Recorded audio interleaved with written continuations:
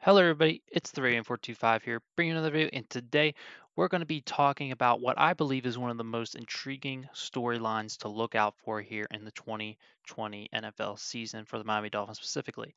Before we get into it though, make sure to like the video if you enjoy, and to subscribe for Dolphins content. Okay, let's get into the video.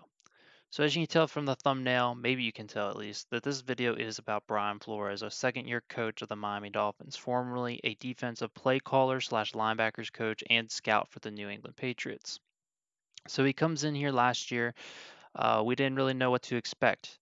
Things start off really, really bumpy. We pick up future assets for current stars, and we look like one of the worst NFL organizations and NFL teams to ever play, starting off with a 59-10 loss to the Baltimore Ravens and a 49-10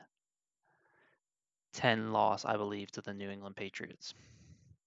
Things were looking really bad. Then we follow that up with a 31-6 loss to the Cowboys, however, is more competitive. People were calling the Dolphins the worst team ever. Brian Flores on the sideline didn't look like he knew what he was doing. He didn't look like he was fired up or cared about what was happening. At least that's what I saw on the broadcast. But then, people call for, this is the worst team of all time, stuff like that. They're going to 0-16 for sure. But as the season went on, things got slightly and slightly more better. You also have to realize that this team was 50% new coming into week one, right? Once everybody made their roster cuts, we were picked up at least half of our day one roster as we take a look at Brian Flores right there. We pick up half of our day one roster. So these guys that were playing against the Ravens had been on the team for not very long. So it was just a mess because we knew this season wasn't going to work out for anything. It was a rebuilding season, so we wanted to get in these young, unproven, waived players and try to give them an opportunity to make the team. But what I'm trying to get at here is Brian Flores, he continues down the league year, and he makes the Dolphins better and better and better every single week until we are competing against playoff teams. We beat the Colts on the road. We beat the Eagles at home, who did become a playoff team and almost won a game, and maybe would have without if Carson Wentz wouldn't have got hurt. Then we would go to New England and beat them in Foxborough for the first time since 2008. Of course, they would go and lose the wild card spot, but they were a playoff team nonetheless. And as soon as that happened, as soon as this team got better, as soon as this team wouldn't start winning games, we said, "Hallelujah, Brian Flores is the answer." But it got me to thinking. Didn't we think Adam Gase was the answer when we went 10-6 and made the playoffs for the first time in 10 years? Well, it was 8 years at the time, because I certainly did. I was excited. I thought Adam Gase was a great coach. He comes in next year, Ryan Tannehill gets hurt. We give him that as an excuse. The next year, the team just didn't perform well for him. And that's one noticeable difference you can see with Brian Flores compared to Adam Gase is the players want to play for him and they fight hard for him. But what you need to understand is a lot of these players on this team last year that were doing those things were undrafted rookies that would have had no other chance to play anywhere else in the NFL.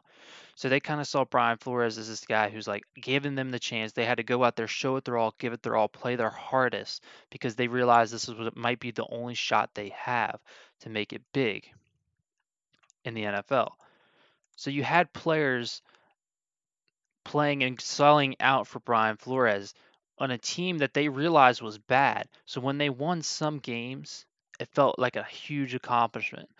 And they saw him as, their leader and stuff like that, which a coach should be.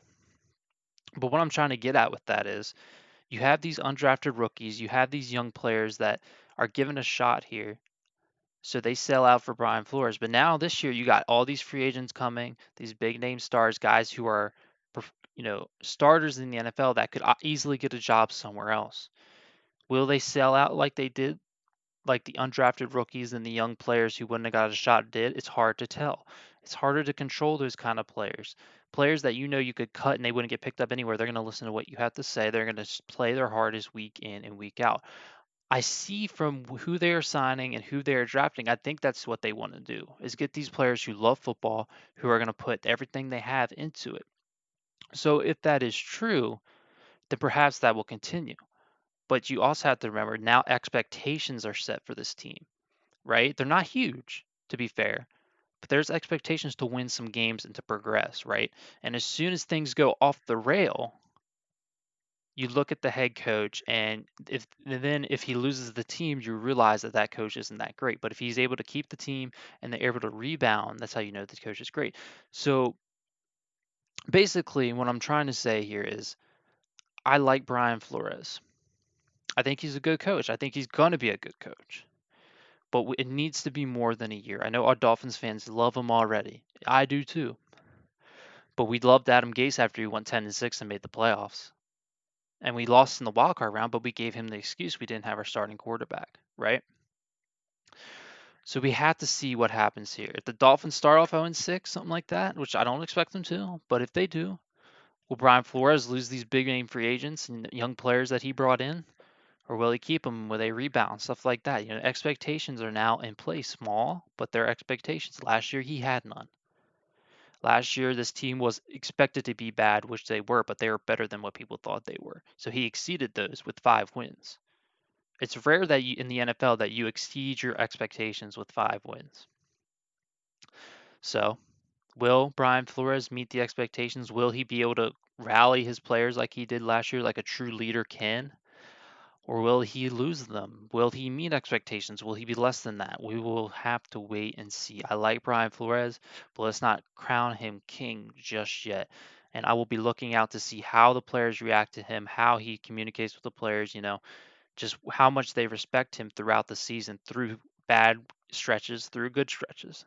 And I think that's something that as Dolphins fans we need to look out for and to see if he's able to keep that kind of same family and just get togetherness like he did last year. And if he is able to do that through this entire year, through bad stretches, through good stretches, the future is bright for this coach and for this team. And I don't know about you guys, but I'm tired of switching head coaches.